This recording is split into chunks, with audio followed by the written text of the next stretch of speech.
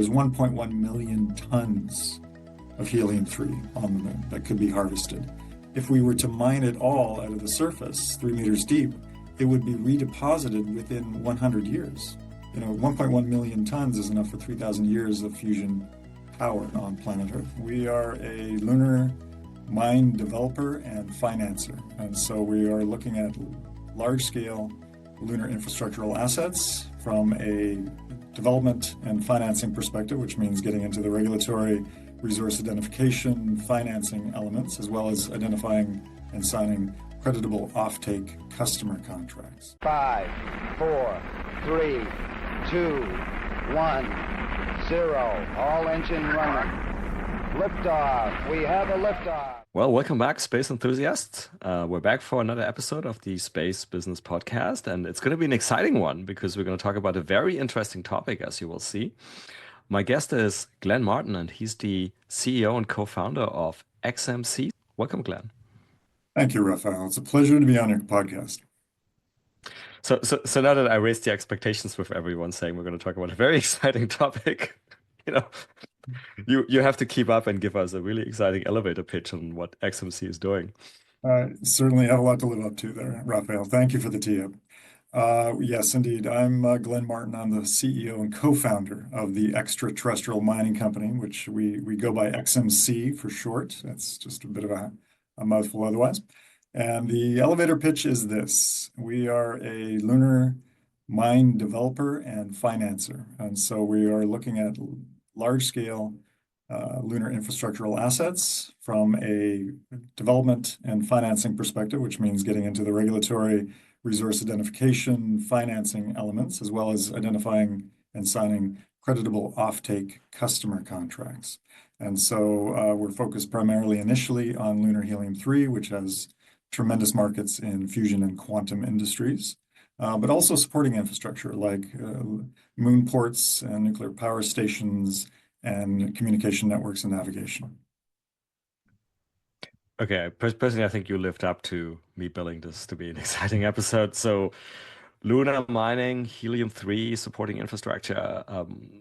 Wow. So, it's funny because just before we started recording, we were chit-chatting, and I actually promised you we wouldn't delve very deep into current politics. And I'm just going to immediately break my promise because I can't help asking. So, let's say we successfully mine helium-3 on the moon and we bring it back for vital industries and national security purposes to the United States. Is it going to be tariffed?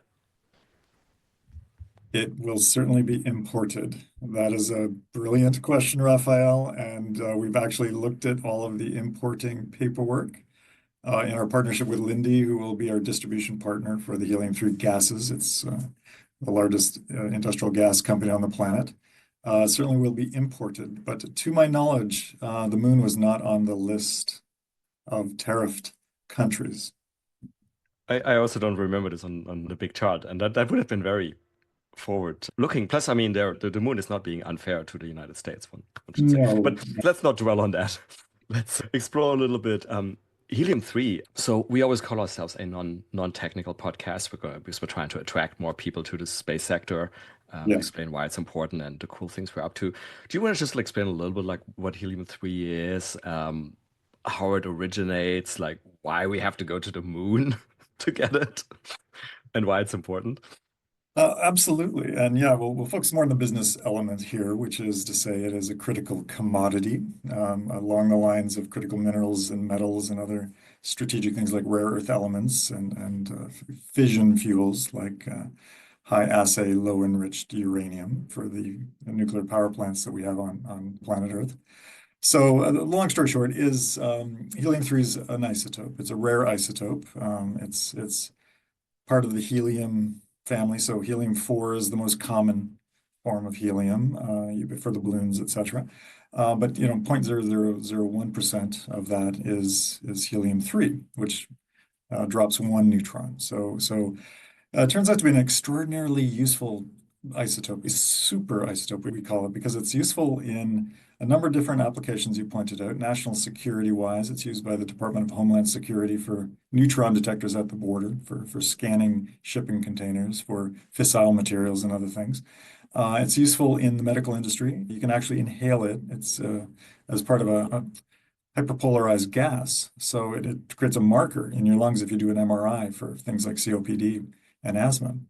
And then up to quantum, it turns out to be the only effective refrigerant down below 4 Kelvin, which is the helium loop temperatures, down to below 10 millikelvin. For quantum computers, you need to keep the qubits at an extraordinarily low temperature, practically speaking, at or near absolute zero, so that they don't decohere or disentangle, and so they can be functional for the magical things that they do at absolute zero. Then you run up to the other end of the scale at 1 billion Kelvin. You can actually fuse two helium-3 molecules together to create a fusion burst of energy aneutronically, which is to say no radioactive waste is created in the creation of fusion power. So it's an extraordinarily useful isotope. And as I said, exceedingly rare and expensive here on planet Earth. It only really truly comes from the decay of tritium, which is another isotope of hydrogen that we use in nuclear weapons, thermonuclear weapons. And so over 12 and some years, it decays within the nuclear warheads. Occasionally, the Department of Energy has to take these warheads out and bleed off the helium-3 gas on the order of 10 to 15 kilograms per year. So that finds market in quantum research, fusion research, in the Department of Homeland Security, neutron detectors, and medical as well. But just as a quick, sorry, the quick follow-up question there. So because you mentioned helium 4 is sort of the common form. You mentioned like balloons, which I interpret as like, is that including like party balloons? party Okay, balloons. so clearly the helium 4, because I mean I've used tons of those in kids' birthdays. So clearly the helium 4 is not rare and is not expensive. And then I mean I'm not a nuclear physicist, right? But helium 3, helium 4, so that sounds like it's a difference of one neutron. But I'm just going to ask the question for completeness, or even though I think I know the answer, that we can't just simply make it on Earth with some like smart nuclear reaction that's feasible and cheap enough. And Cheap enough is the key point there. Yes, tritium is made on Earth. The Canadian deuterium uranium reactors, CANDU reactors, do make tritium as part of their process, which then decays into helium-3. So technically, there's a way to quote unquote breed helium-3, but it's complex and expensive, and you need to build a nuclear reactor to do so, and then okay. dedicate it to fuel production. And so it's expensive. And then it turns out it creates radioactive waste. So it can be done. It's just extraordinarily expensive and creates this tail of waste that is not welcome. So to your earlier question, we got this small supply coming from these nuclear weapons that are reduced every year. And then, the sun is a nuclear reactor, as everyone likely knows, and it creates helium-3 in the reaction. And it's carried on solar winds through the solar system. The Earth has a magnetosphere, so it actually splays all of this precious helium-3 back out into space. But the moon doesn't have that. So it actually has been depositing on the moon for 3.6 billion years. And so it's got this deep, optically mature regolith, it's called, in the dark patches on the near side that have been collecting it like a sponge. And it's associating with this titanium oxide basaltic regolith.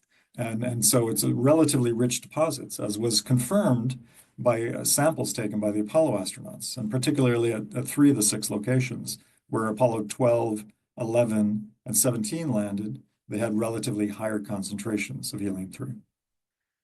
And so, do we have it on the Earth at all? Because I mean, you mentioned the magnetosphere, but I'm trying to remember my like planetary history now. So maybe at the early Earth, and iron core was not like spinning as I don't know. I don't remember these details. Was Yes, there anything deposited on Earth at all, or is it like too it's little not or too hard to get? Or it's not deposited. It's actually created in what's called primordially. And so there are radioactive elements in the Earth's crust. They do decay, they do emit helium-3. If you find a deposit of helium in a cavern somewhere, which it happens occasionally, it recently happened in Minnesota, it's got a very small concentration of helium-3. So okay. yes, the Earth's crust creates this through this radioactive decay process, but nothing on the order of what is found on the moon. They've estimated through these NASA samples and 3 Russian samples, there's 1.1 million tons of helium-3 on the moon that could be harvested.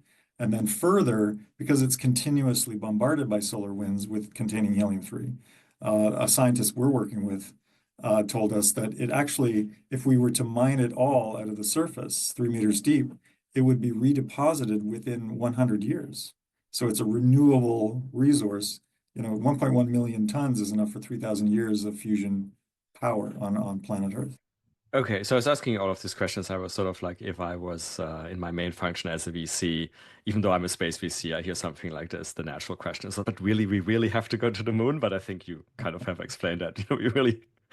We should be going to the moon. Or actually, from what you are mentioning, it sounds like if it's the solar wind depositing it, then it could actually be on other celestial bodies as well that don't have a magnetosphere.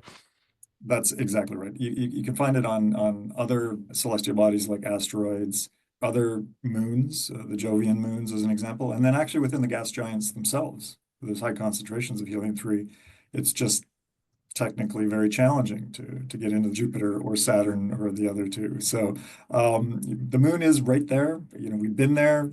China actually landed 2 missions within the last 4 years, Chang'e 5 and Chang'e 6, in the Ocean of Storms and Aitken's Basin, respectively. And both returned with, up to 2 kilograms of lunar regolith samples. And in one case, found that with what they've named a Chang'e, it's a new mineral, a crystalline structure that actually contained helium-3 within it. So there's some interesting geology that's going on. Geology, I use that term loosely. It's lunar geology, or selenology as it's sometimes referred to. Okay, so yeah, you're right. It's all relative. So relative to like going to Jovian moons, like you said, the moon is right there. It's much simpler, and we are starting to access it more, right? Like Firefly recently landed its probe, and so it seems like we're on the cusp of an exciting sort of like lunar development age, whatever you want to call it. But you mentioned sort of complicated technology, nonetheless. There, do you want to talk us a little bit through what would that look like from a technology point of view? Let's say, I mean, we get to sort of the steps on the way in a few minutes, right? But let's say if we look, whatever's the right time frame, 10, 15 years out, and we have sort of a working production chain, so to say, of extracting helium-3, bringing it back to Earth. Can you describe what that would look like for our listeners? Certainly, setting aside the space segment of getting there and landing and coming back, I mean, some exciting developments there, without a doubt, across a number of different companies. So on the landing and roving and robotics technologies that are necessary to get down and move around and lift the soil up, there's a mature ecosystem developing. You as a VC are probably seeing this. Hundreds of companies, if not thousands now, are entering the market from multiple countries, primarily focused in and around Hawthorne for obvious reasons. But companies that are developing, very substantial rovers with a development timeline of, getting larger and larger wheels on the ground on the moon with heavier lift capabilities in terms of lifting regolith. And this is a surface mining operation. And so, the core embedded technologies within the rovers and the landers is going to be, 3 core elements of a mining. And you can imagine what, if you saw the movie Dune, what these harvesters looked like. They literally traversed over the surface, lifted up the regolith in this case. Vibration is sufficient to separate about 47% of the associated gases because it's only loosely attached. If you heat it to 700 to 800 degrees centigrade, it'll actually separate majority of the gases out. And you've got both heliums there, but you've also got oxygens and nitrogens and argon and krypton and neon and some other noble gases that have some utility and value to both local economy in situ as well as return to Earth. But the precious one is helium-3. So you lift, you separate. It's called volatile gas extraction. So there's mature technologies. Airbus has one of these units. So they've developed Honeybee Robotics, now part of Blue Origin, has one of these technologies, as well as Intralin, which is developing this gas separator. And then you get into this cryogenics component, which is to say an isotopic distillation is called. You lower the temperature of all of these gases that you've captured down a distillation stack down. You have to take it as far as below 4 Kelvin to separate helium-3 and 4, frankly. And so that's a dilution refrigerator architecture. Luckily, the partnership with Linde is such that they have core expertise in Germany around cryogenics. And so Carl von Linde, I'm sure you know, in the 1800s invented liquefaction for hydrogen. So Hydrolux propellant owes a debt to Yes. this Carl von Linde. And so the tech to get down to 4 is pretty mature, but then 4 to 10 millikelvin is dilution refrigerators, which is used in these quantum data centers like Maybell Quantum in Colorado is a great example of a company that's doing this now. Yeah, and just being pedantic. So yeah, you mentioned Carl von Linde liquefaction of oxygen, without which we couldn't basically have our most common liquid rockets. But it was also a British gentleman, I think it was William Hampson, who invented that independently at the same time. The British would I say have, that, and I was living in London when I was working on this particular tech. So by the way, especially me as a born German, I have to point this out to be fair. oh, I'm But so despite all. sorry to report that. Well, I wanted to mention also the third process is compression, and actually there's a Swiss Yeah. company, Burkhardt Compression, Yes. Yes. that Yes. There does you go. these compressors. You compress it Yeah. down to 350 bar, 350 atmospheres into a small 2.5 meter canister that then is returned to Earth. So Yeah. those are the 3 major steps. But so okay, we're closing. I opened the bracket there, closing the bracket on giving the British credit where it's due. So the liquefaction. So this is, I mean, the helium-3 it's a gas, right? And then you liquefy it for the separation. But would you keep it liquid for the transportation purposes, or? Actually, to that point, because of its odd properties, it actually never goes liquid. That's it. It's at the very bottom of this isotopic distillation stack. It goes supercritical, and that's what makes dilution refrigerators work. But it never goes into a liquid state. All the other gases do, but it stays gaseous, sort of pseudo-gaseous, but you compress it. So it'll simply be compressed gas at 350 bar. Gotcha. And again, just so you know, like if you've ever seen a hydrogen car or hydrogen fueling station, they have H35 and H70. Those are literally 350 bar and 700 bar. And a Toyota Mirai has a 7 kilogram hydrogen tank underneath the rear seat, about this big, that holds, at 700 bar pressure. So Yeah. sure. And I mean, we know how to handle pressurized gases, obviously, in other circumstances in space technology. So I assume that part of is sort of a solved problem. Famous last words. Well, so operating on the moon has an extra layer of radiation and micrometeorites and thermal swings, and Yeah. lunar itself is razor-bladed talcum powder with an electrostatic charge. So, it's non-trivial operating Oh, environment. for but sure. So how do you go about, I mean, absolutely fair point. How do you go about proving that out? I assume there's going to be sort of like an initial sort of not full scale proof of concept type operation Yeah, going on. to that point, and on the market, we mentioned fusion, quantum. U.S. government has a role to play here, which is to say the creation of a strategic helium-3 reserve in order to preserve and stimulate the markets. So we're working with them on a fulsome offtake contract as a creditable customer. But the Extraterrestrial Mining Company, actually has a purchase order from the U.S. Department of Energy at Oak Ridge for a symbolic amount of helium, lunar helium-3, at a price point of 24,000 per gram, by the way. So that's, if you look at all the gases and metals and minerals on the moon, the only one that's actually physically the only molecule worth bringing back at this point is helium-3 because of that reason. And, the large scale mining operations will drive the cash costs which is the basic cost of extraction down well below $2,000, perhaps as low as 200 per gram. But right now, the market on Earth is quite substantially elevated. So that's the sort of current state of play. Okay, but we'll get back to the economics in a few minutes. But and you start describing them there. But from the pure technology point of view, I mean, you mentioned sort of like the end vision. Because I asked you for the end vision, right, of Yes, my apologies. the Dune style harvesters, and that's obviously very cool. And fortunately, for what we know, we don't have any sort of like sand or regolith worms on the moon, so that's good. But I'm sorry. I assume before you go to like the full full scale Yeah. harvester, which may be very big. Also, actually, that's a question to you. How big would these machines be? Very curious. What is the So, first step on this road? yes, my apologies. On that last question first, there's a trade space going on, which is to say how exquisite and monolithic to make these harvesters. Do you make these massive 2-ton monsters, or do you go to swarm robotics? They're all autonomous. There's no humans in the loop. It's a 3-second delay. So you actually you want to trade it down to relatively small swarm. So there's higher redundancy and higher efficiency based on swarm AI. Architecture. But to your first point, my apologies.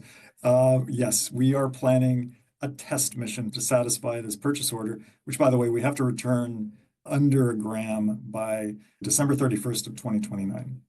And so we are working with a lunar landing company that you may have heard of, has recently landed on the moon, to actually do a sample return mission that would bring back some portion of that purchase order so that we can satisfy our role as a licensed producer, supplier of lunar helium-3 to the U.S. government for the late 2027, early 2028 timeframe.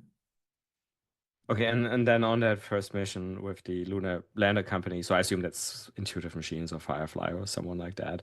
You would, I guess, provide one of these harvesters in a subscale version to test the technology. Correct. From suppliers. And so it would just simply get enough of the regolith and do whatever rudimentary separation and distillation and compression that would be necessary. We're calling them ESCs, which is extractor, separator, compressor. So in one unit, Okay. which famously was called a harvester.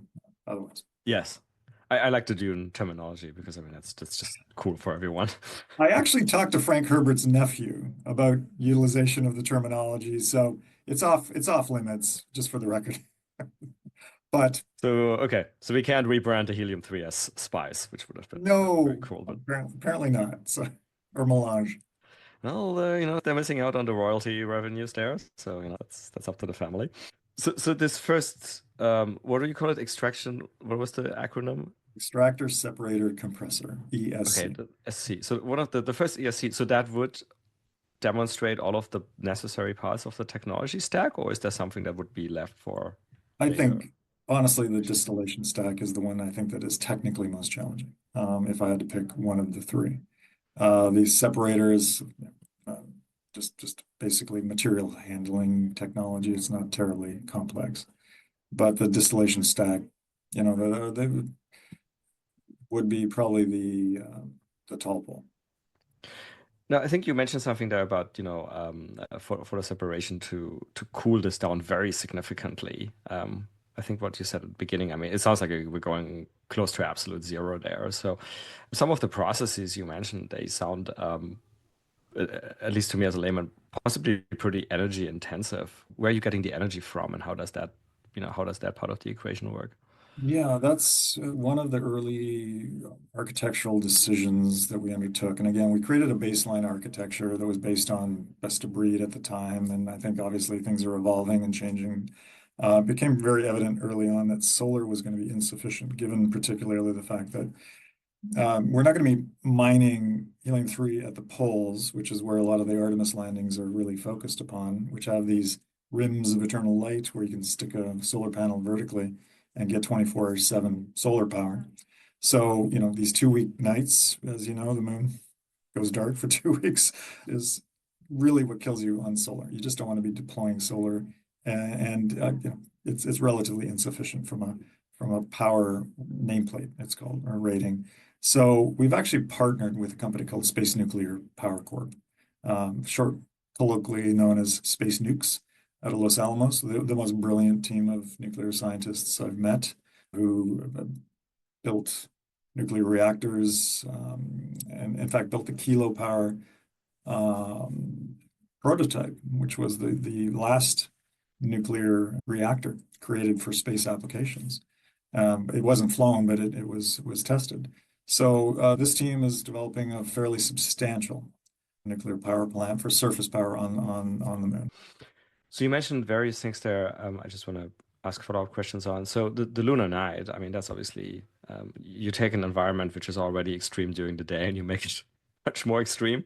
Do you envision keeping working through the night from the sounds of it? Yeah, I mean, I guess. these are autonomous robotics, units. They're going to be having, one of the two major sort of constellations outside of prospecting is going to be comms and nav, or PNT it's called, positioning, navigation, and timing. We've been in discussions with a number of different folks doing those two elements plus edge compute. If you know the brilliant Star Cloud team, I just spoke to them yesterday. But you've got new lunar GPS startups. You've got comms coming through one of Cam Gafarian's companies there. So you've got enabling infrastructure coming into play. And so the long lunar night component can be managed. It's a thermal swing. When I was a designer on the International Space Station, we had every 90 minutes, it was going in and out of bright sunshine. And so the thermal cycling was a major issue on design, but we did it. We designed for 120 years of fatigue crack growth. Space station's been flying for 25 years successfully. It's not snapped in half or cycled itself out. And so it's just merely an engineering challenge. And one of the things that, as a small example, one of the things that is a possible solution to keeping the electronics warm, they're going to be radiation hardened as an example, but is RTGs. And so one of our sister companies, we're backed by Iron Gate Capital Advisors, is leading our seed round. And a sister company to us is Xeno Power, which is making small radioisotope thermal generators, very, very, 3-watt scale, but they generate a lot of thermal energy. So they will keep the electronics in the rovers warm enough to operate through the night. And then, frankly, these nuclear reactors that we're working with also create thermal energy, which can be used for this purpose. So thermal management, and by the way, when I was a designer on the International Space Station, I was a designer on the thermal radiator rotary joint, the gamma joints that keep the space station cool. So very familiar with thermal management in addition to these other factors. Okay, gotcha. And as you said, some of these things we at least have some experience with, like RTGs and yeah, thermal management in general. So the other thing you sort of indirectly alluded to, though, at some point in time you mentioned like the lunar south poles and saying like, well, not necessarily going there, but I guess the question is like, where do you guys think you're going? And then also, is there any challenges in terms of the landscapes? Because I mean, I guess, if most people look at the moon, right, you have these large mares, right? But then you also have a lot of areas of the moon which are very heavily cratered. And so does that present any challenges that impact your technological architecture, or how do you handling the terrain, I guess? Yes, site selection is one of the in-house things that we're developing. We've recently hired a brilliant planetary geologist, Dr. Ruby Patterson, who did her PhD thesis actually on lunar mares. And so there's sites, obviously site selection, where there's higher concentrations of helium-3 versus other locations. They tend to be you're correct, in the darker areas, which are what's called optically mature. And then within the actual sites themselves, are boulders and slopes and craters and other obstacles that would be needed. You'd need to avoid them or be aware of them so that the autonomous algorithms for the rovers would avoid hazards, would have sensors sufficient to avoid tumbling down into a crater, as an example. Because, yeah, you're going to be traversing a fairly large swath of footprint on in these areas. Again, this is a Sea of Tranquility, Sea of Serenity, and portions of the Ocean of Storms, where the highest concentrations were found. But there's like swaths, large swaths. That was my next question, sort of like, because I actually forgot to ask you, like, what kind of concentration like roughly are we even talking about here? Like, if you pick up a kilogram or whatever, a pound of regolith, like what percentage is even helium-3, and sort of by implication, what kind of area do you guys have to ultimately go through to extract a meaningful amount? Yeah, the ratio is exceedingly small. Let's just put it this way. So the math here is the following. The concentrations of helium from the samples taken by the Apollo missions that I mentioned, are anticipated, by the way, to be small or lower than actual because of the vibration and scooping and the shipping back. So they're anywhere between 20 and 70 parts per billion, which is a small amount, but the processing technology is such that you would need to mine about 1 square kilometer, about depth of about 3 meters, would produce about 33 kilograms in 1 year of mining. And so that's rough order of the math on these things. And give or take, obviously higher concentrations, I'll say, in doing all of our financial modeling, higher concentrations is a huge lever, economic lever for production of helium-3 gases. And the economics are driven. If it gets up towards 100 parts per billion, that's when I mentioned you can get the cash costs down as low as $200 per gram. But you said 33 kilograms in 1 year? 33 kilograms per year. Okay. Yeah. But so that, I think from the price you mentioned, that would be like over $1 billion worth as well. Okay. Yes. So quite, Just do the math. quite And significant. then the market demand, by the way, as fusion and quantum industries take off, and not in that order, by the way, it's the other way around. Quantum is taking off now. It'll likely be 400 to 500 kilograms per year demand in about 5 to 10 years, based on direct feedback from the industry. And we can't produce that on planet Earth. We have to go to the moon. And then if the fusion industry takes off in the way that's anticipated, it could be up to 46% of our supply mix by 2050, as an example. And that would take 357,000 kilograms per year to fuel all of those reactors. So the substantial uptick in demand on the out years is such that you would really need to deploy pretty substantial mining operations on the moon to accomplish that.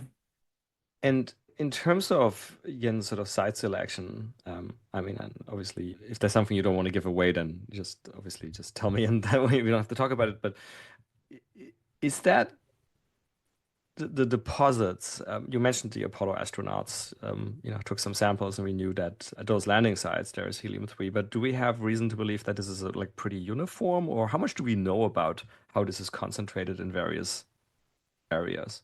That's a superb question, Raphael. The samples are, sort of hard proof. It's exploration, it's called in mining, where you take a core sample and you've got an exact breed, and you take several over a footprint, and you'll get like what's called a reserve. So there's a lunar ore reserve standard that's being developed right now to get the higher levels of certainty.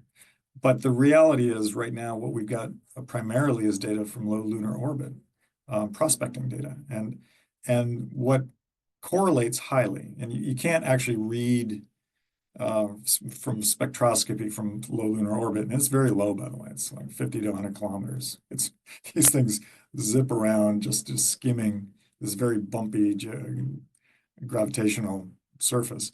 They can read titanium oxide concentrations on the spectroscopy.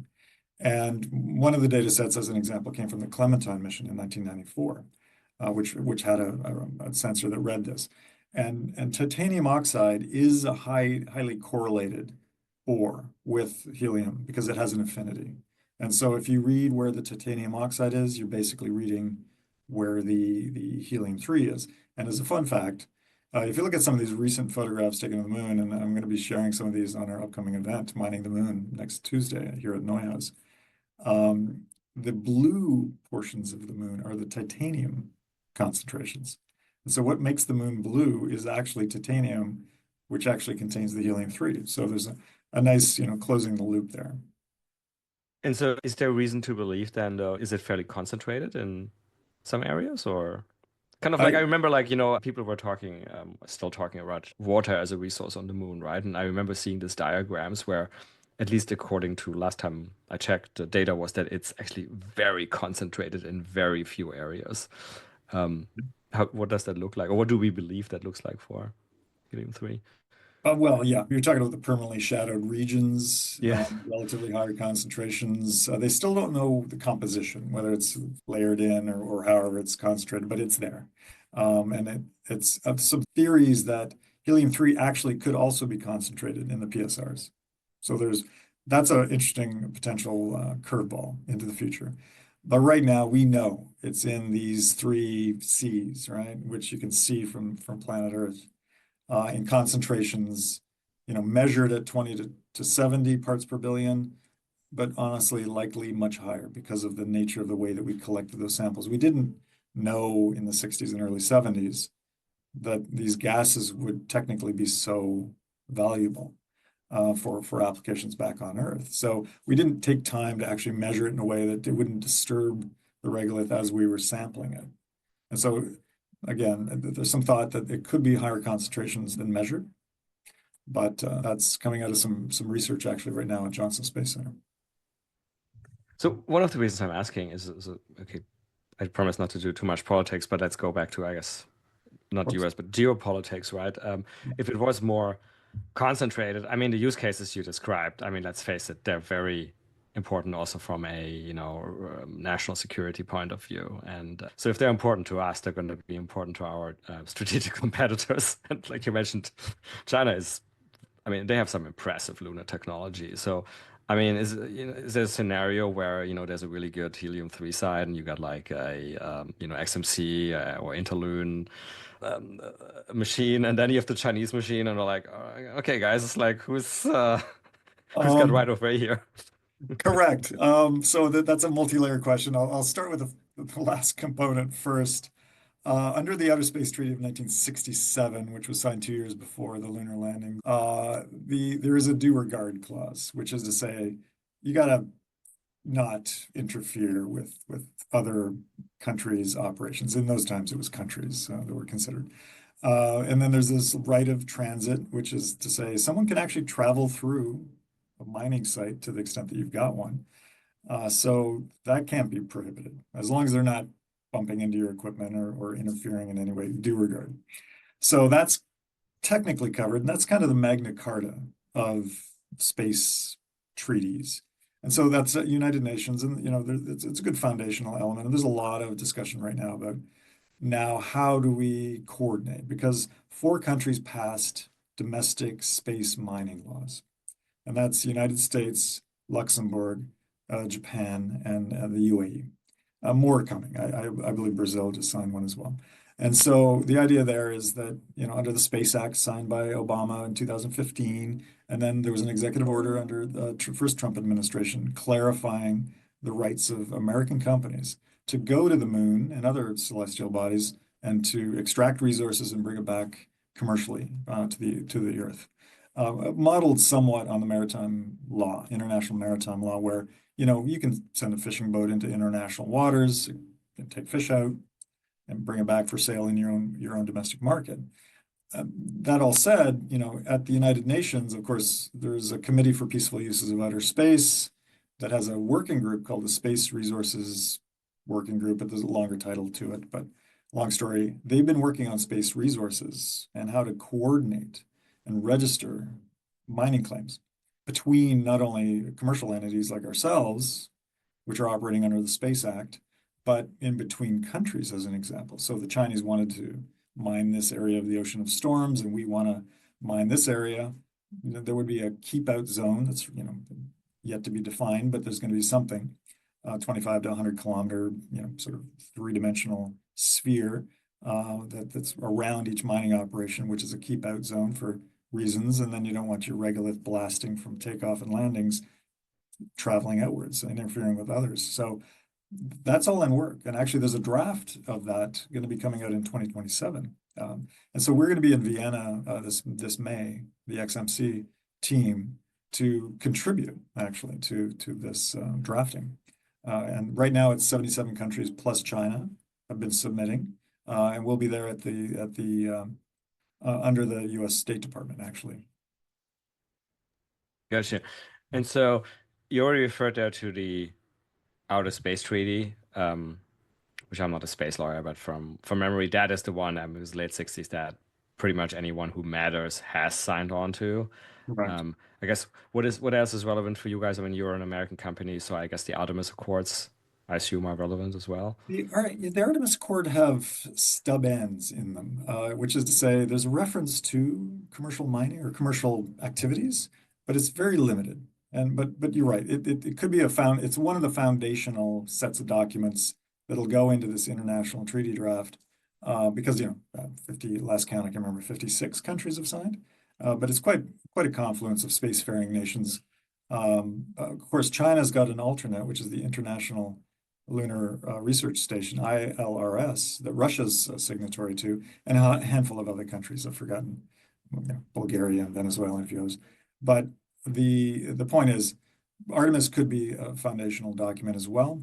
And again, I'm not a space lawyer either. I do have a great attorney on the team, Michael Hyox, a co-founder, who came out of space insurance, but he's our main point guy on these matters.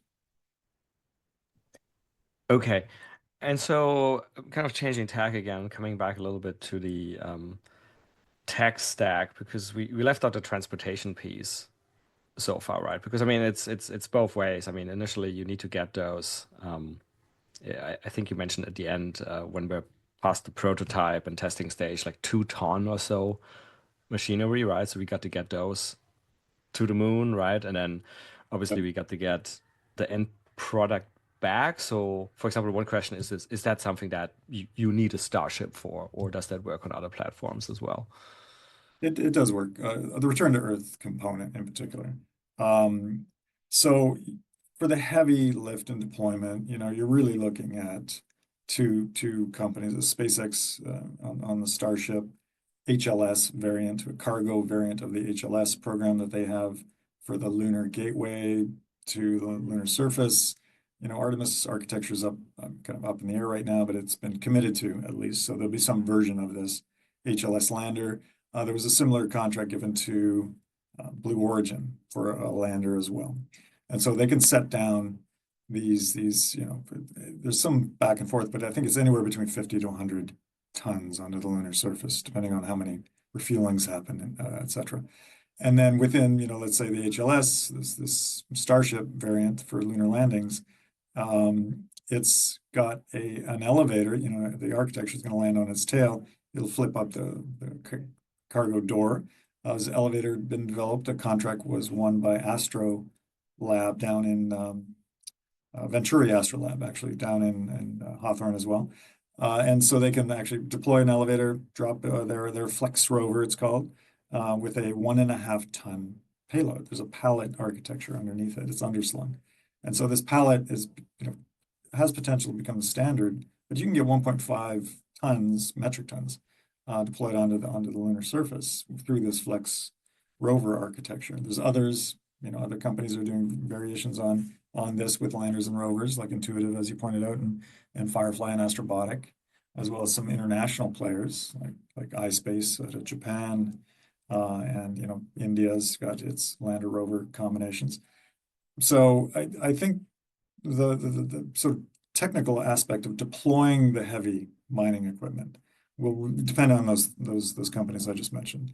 The return to Earth architecture is a little different. There's the Chinese architecture is that they have a return capsule that they leave in low lunar orbit.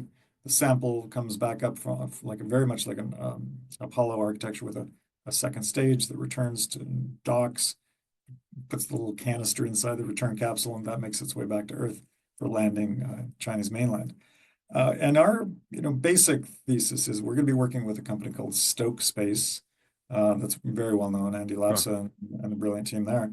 They've got a lunar landing variant of their Nova vehicle, second stage, that could actually do a quick retrieval mission out to the moon and back, based on some details to be worked out. But long story, it's hydrolox propellant. It can contain within it, because it doesn't have to do a belly flap. It comes in on its tail.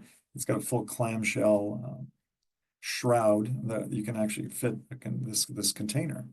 So the return to Earth architecture, and you can land it down at Space Force Station Canaveral as an example. So that'll be kind of evolved, but I think definitively the technology is being developed right now on a very low cost, fully reusable architecture, both Starship and Stoke's Nova.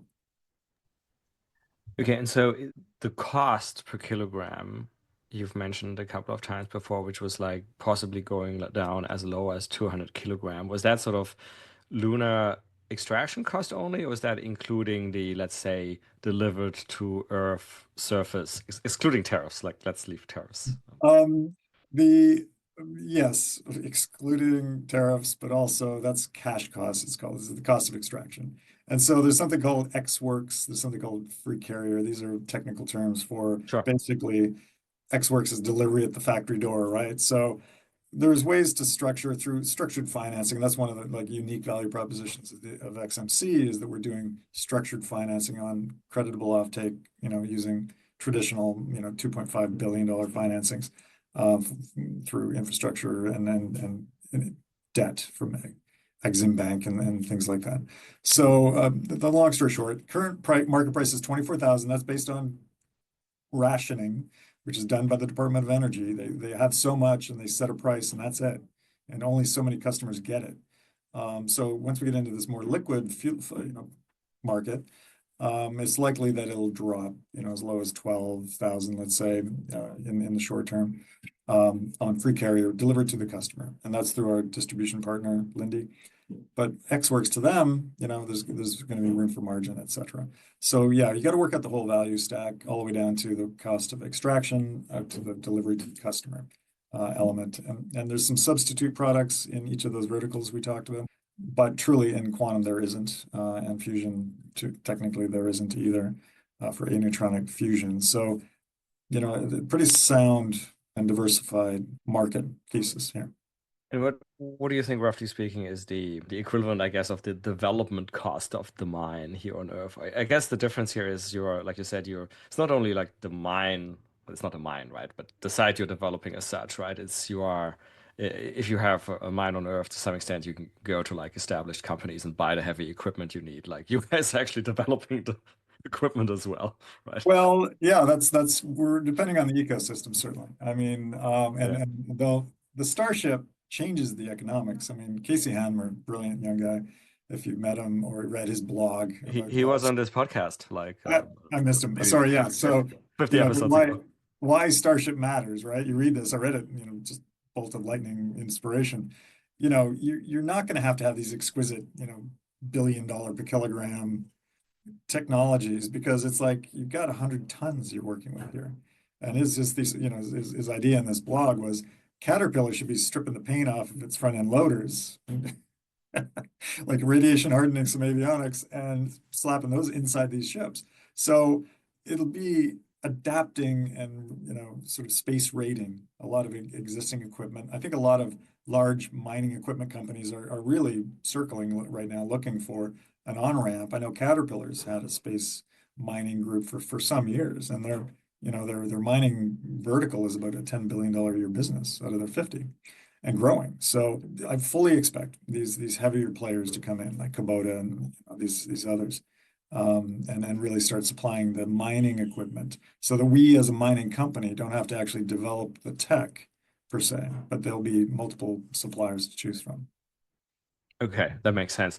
And so you mentioned very interestingly, somewhere in the middle, you mentioned that like the financing, how to finance this, and you mentioned project finance. So, as I said, we're like a non-technical podcast. Usually we mean this referring to space technology, but I think we should be non-technical in terms of finance terms as well. Now, I happen to be a Wall Street guy. I know what you're talking about, but do you want to give us like the sort of 2 minute summary for people who are not, Wall Street types of like what that means? Because I think most people, when they think about space tech, they kind of think, oh, this is all like VC financed. And what you guys are doing here is really quite different. And I think that difference is quite important. It's hugely important. And this is, me as a space engineer who went into development of large scale terrestrial solar projects. I learned basically how, and we call it project financing because it's a project, right? And this is how bridges and hospitals and large infrastructural projects are developed and financed, is using this idea of project financing. And really, at the end of the day, it's a customer. A customer that has a credit rating is such that they promise to buy so much of the thing that this project will produce, and it's a special purpose vehicle company that's set up just for this purpose. And it will sell, in this case, helium-3 to this customer over a period of time for a fixed price. And based on that credit rating and that amount, the volume, the economics of the project then become very critical. So you've got this technically termed IRR, unlevered IRR for those on the street. But the idea before debt is attached that the project makes so certain amount of money that would return to the original investors with this these equity investors. And then once you put debt onto it, because it's got a credit rating, and in the case of the moon, curiously, we have to come up with a country risk rating. So that's been part of the overall economics. But the idea here is that debt lowers the overall cost of money, so the economics get even better. So you can actually make it on a lower price point. So it's a highly efficient way to go for infrastructure. And it's really never been applied to space, simply because you've got this, generally project finance folks like to have nth of a kind projects, meaning there have been hundreds before. And so right now you got this first of a kind project, infrastructure project, that'll have to have all sorts of non-dilutive government financing and NRE rolled into it. But the long story short, somebody has to be the first, right? And so first of a kind is what we're developing, first of a kind project financed infrastructure project for space mining. And we'll be applying it against other really critical enabling technologies like comms and nav and nuclear power as 3 examples. No, it's great. And as a finance person, I find it fascinating. And I do agree, like space, we have to get away from an all VC model, at least for certain parts, but it's applicable to bringing in more, more debt and project finance and things like that. But we could talk hours about that, and then probably our listeners would be bored out of their minds, most of them anyway. Well, but we could talk. We'll talk about it. Yeah, here in Wall Street. All right? We could talk about ours in general. I mean, it's a fascinating project, but we do have to wind down. I forgot to ask you at the beginning, and I want to come back to that. So, how did you even come up with this? Maybe weave in a little bit your personal background. I mean, you dropped there along the way. You used to work on the ISS. Yeah, I teased it out a wee bit, but yes, Canadian, you're German, I'm Canadian. Aerospace engineer by training, loved space and moved to California in the early 90s to work on the International Space Station as a designer. Designed and built Starboard 1, Port 1, launched 2002. Really, cut my teeth on large scale, clean sheet, brand new, massive $150 billion space infrastructure. And you know how complex this can be. And the largest, most complex engineering project in human history. Fast forward, go to grad school for business, start in working at Hughes, selling satellites internationally. But we working with some of the senior executives there, we noticed that there were a handful of hangar queens, they were called. Satellites that had been paid for by customers, but for whatever reason they went out of business or export regulations changed. They couldn't take delivery of their satellites. And so we grouped together, the 4 of us, and we started a company called ProtoStar. So the basic idea there was we were going to buy distressed satellite assets for a heavy discount. And so we bought these satellites, prices very, very attractively. And we then went and bought some, we found customers, these creditable offtake customers in India and Indonesia to buy transponders. I went and bought a couple rockets, got to know Elon fairly well then when I almost bought the first Falcon 9, but it was about 6 months too late. So we ended up going first bird up on Arianespace, second bird on Proton out of Baikonur. And so got these 2 birds into orbit, sold the assets in orbit, SES and Intelsat bought them from us. But got a call from the PhantomWorks team that had just bought Hughes, and they wanted me to break into terrestrial solar because of my experience now raising 500 million plus on this satellite company. So I went and I started developing large scale solar. Same again, large creditable offtake customer in the Ontario government, project financing here on Wall Street with equity and debt and developing the land, buying the land, doing all of the regulatory and political interfaces that we needed to do, press releases and press conferences and all sorts of stuff. So I got the feel for these 8 critical interdependent work streams, actually, that go into development of large-scale complex financings for infrastructure. And, come back to the space industry, and I'm seeing, to your point, all venture-backed, okay, I'm going to get my Series A and then Series B, and then I'm going to make this massive leap up to this imaginary future where I'll have these space mines operating up there.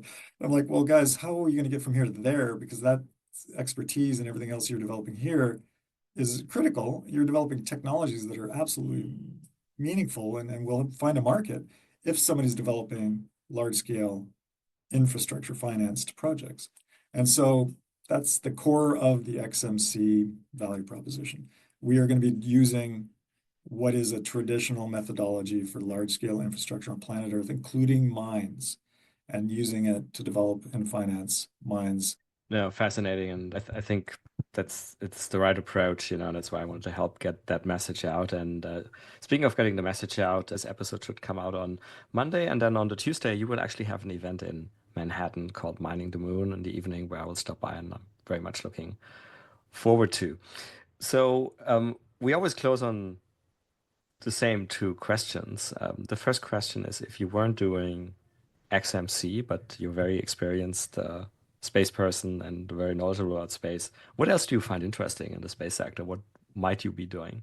I've prepared my whole career for what I'm doing now. The four major epochs of my career, aerospace engineering, project finance, large-scale renewable development, and now this.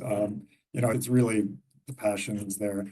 And yes, if I wasn't technically in the space industry, I think I would probably have found my way back to engineering. There was nothing more gratifying to me. The idea of like a clean sheet, designing a component or system that then you could be proud of, And it was always nice to be able to look up into the night sky and see the space station flying over and saying, I had something very material to do with advancing humankind into the stars. So, engineering, I guess, in some way, and there's many, many areas where this could be applied. And then the last question we have is always the same, which is about science fiction, whether you enjoy science fiction. I think in 150 episodes, we only had 2 people say no so far, and then I don't know what to say. So I hope you're a science fiction fan, and if you are, then what are some of your favorites? I mean, we already mentioned Dune, but what might be? It could be books, TV series, movies. I 100% have an answer. Yes, it's a short answer. I got into it, Star Trek in the late 60s as a kid, and Star Wars. I saw the movie 7 times. It came out that summer of 77 when I was 12. So yes, 100%. And reading, of course, Heinlein and Asimov and all the Foundation series. But the biggest, most material impact on my life, and the reason that we're actually leveraging AI now and some of the blockchain architectures for smart contracts and autonomous robotics, is the Culture series. Ian M. Bank. And highly recommend. There's 8 books in the series. They're not sequential by any stretch, but it explores this idea of this, this universe where AI and humanity are working in this utopian universe together. And so beautifully written. The Scottish author is just beyond brilliant. So really changed my life. I first picked up Accession, I think about 15 years ago when it first came out. So I highly recommend the Culture series by Ian with 2 I's, M. Banks. Yeah, that's a favorite of Elon's as well, by the way. That's right. He named his drone ships after 2 of the AI minds. So just read the instructions, and of course, I still love you. Yeah, Glenn, it's been an absolute pleasure. Thank you so much for coming on, telling the story, your story, and XMC story. And as I said, I'm looking forward to seeing you on Tuesday night for the Mining the Moon event. We can't wait to see you. Thank you all, and to your listeners as well. And that's it for another nominal episode of the Space Business Podcast. And once more, if you enjoyed this episode, please leave us a 5-star rating on your favorite podcast platform, such as Apple or Spotify. You can follow us on Twitter at podcast_space. We're also on LinkedIn under the Space Business Podcast. Lastly, if you have any feedback, including ideas for guests, and that may even include yourself if you have an exciting space story to tell, or interested in becoming a sponsor, or really for any other suggestions, you can drop us an email at spacebusinesspodcast@gmail.com. Thanks so much for listening, and see you for the next episode.